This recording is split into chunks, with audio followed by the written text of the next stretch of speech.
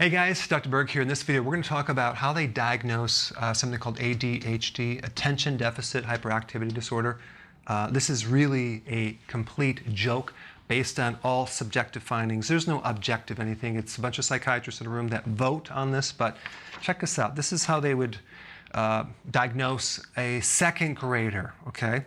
Has trouble getting started on tasks, getting dressed, putting away toys, ignores directions or delays in following directions, hard time sitting during meals, fidgets, talks when they're expected to be quiet, has trouble stopping one activity to begin another, struggles to slow down enough to do things carefully, needs to be reminded a lot to stop and listen, has a harder time paying attention, grabs things without permission, is unable to wait for directions, takes too much time to complete tasks, has trouble remembering directions, has trouble recalling facts they just learned, very upset or annoyed over minor frustrations.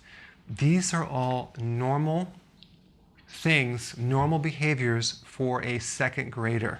And as soon as they label them, that's one thing, and then they just put them on a drug. This is a great book called The Hyperactivity Hoax by Sydney Walker, MD.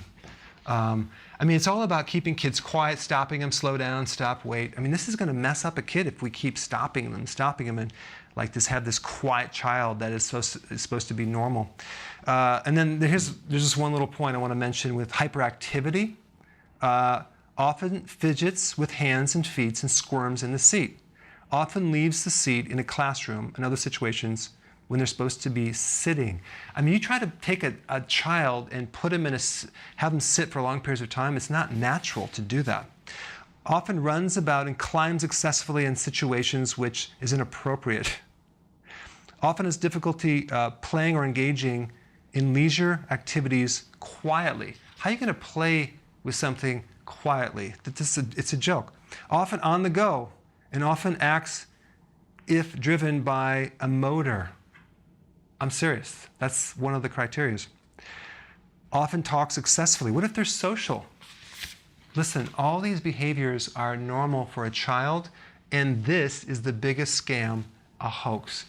These kids, I know their nutrition could be improved. They never look at the diet. They never look at the nutrition. There are minerals in the body and vitamins that slow the motor down, that get a child to be more calm, okay, if it's excessive.